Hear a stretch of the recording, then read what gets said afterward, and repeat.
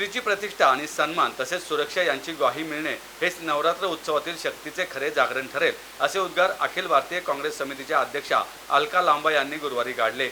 आपापल्या घरातील कुटुंबातील स्त्रियांचा सन्मान प्रतिष्ठा राखण्याची शिकवण गरजेची आहे। पुरुष जेव्हा घरातील स्त्रीचा सन्मान करण्यास शिकतील तेव्हा काळ आणि परिस्थिती बदलेल, असेही त्या म्हणाल्या। आबा बागुल आणि जयश्री बागुल यांच्या मार्गदर्शनाखाली संपन्न होणाऱ्या पुणे नवरात्र महोत्सवाच्या उद्घाटन प्रसंगी त्या प्रमुख पाहुणे म्हणून बोलत होत्या। पुणे नवरात्र महोत्सवाचं यंदा 30वे वर्ष आहे। सकाळी 6:05 शिवदर्शन येथील लक्ष्मी माता मंदिरात आबा बागुल आणि जयश्री बागुल तसेच कुटुंबियांच्या उपस्थितीत घटस्थापना झाली। त्यानंतर गणेश कला क्रीडा मंच येथे नवरात्र उत्सवाचा औपचारिक उद्घाटन सोहळा पार पडला। उद्घाटन सोहळ्यास विशेष अतिथी म्हणून काँग्रेसचे नेते व माजी राज्यमंत्री विश्वजित कदम उपस्थित होते।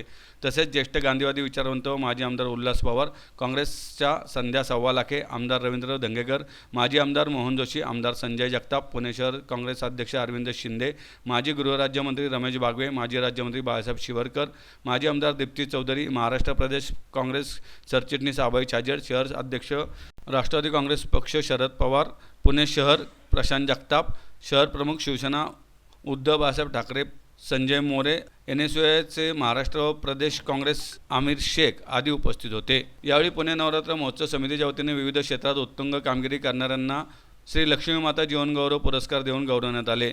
यामध्ये राजीव खांडेगड, ॲडव्होकेट वंदना चव्हाण, नितीन बानगुडे पाटील, डॉक्टर संजीव चौधरी, आनंद विकास हिंदवी पाटील यांचा समावेश होता।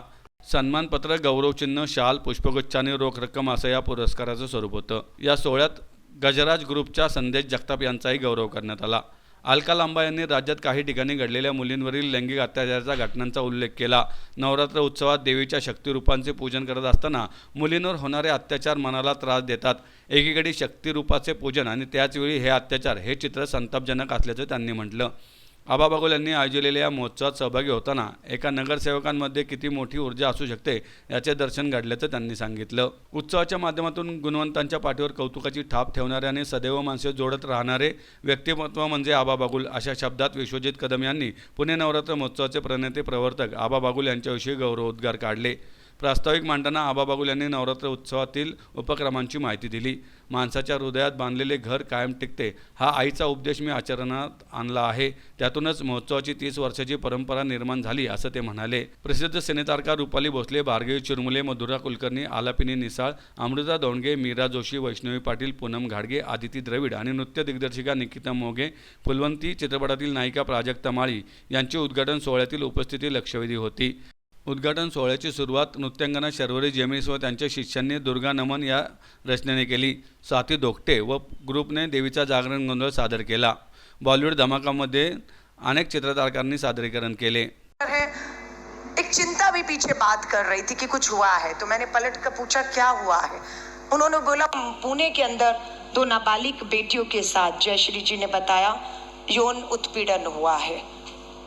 अभी हम इसी महाराष्ट्र में बदलापुर थाने के बदलापुर को भूले भी नहीं थे कि मासूम नर्सरी में पढ़ने वाली बेटियों के साथ अपराध होता है।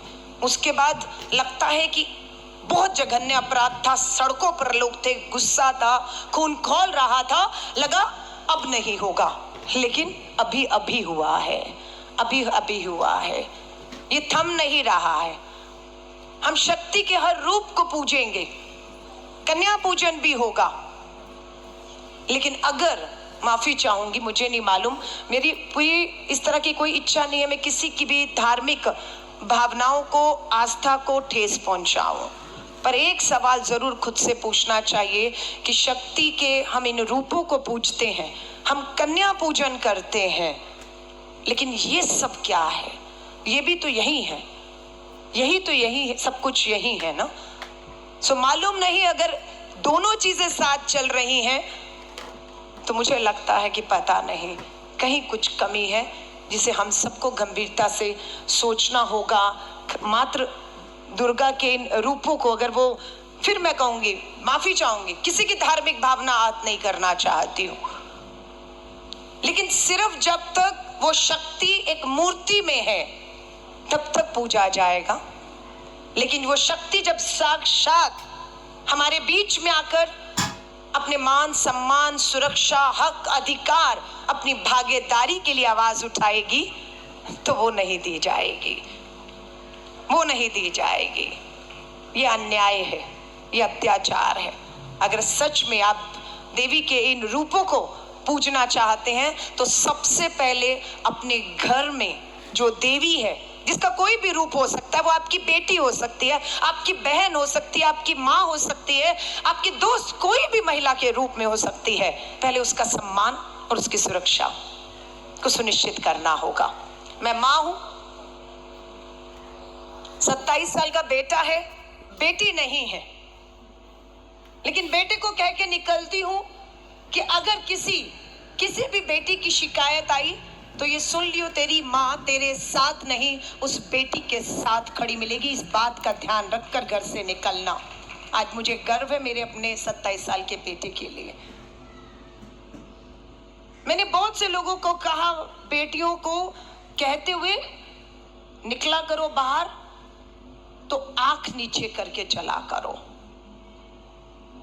कपड़े ऐसे पहन के चला करो। एक बार बेटों को कह दो कि किसी की बेटी गुजर रही हो तो आंख नीचे कर लेना, उसे असुरक्षित महसूस ना हो तुम्हारी नजरों से कि तुम घूर नहीं रहे, तुमने आंखें नीचे कर ली, बस इतने में वो सुरक्षित होके गुजर जाएगी, अपनी मंजिल पर पहुंच जाएगी। सिर्फ सोच बदलनी है। मैं आबा बागुल जी, गुल आपके नाम के पीछे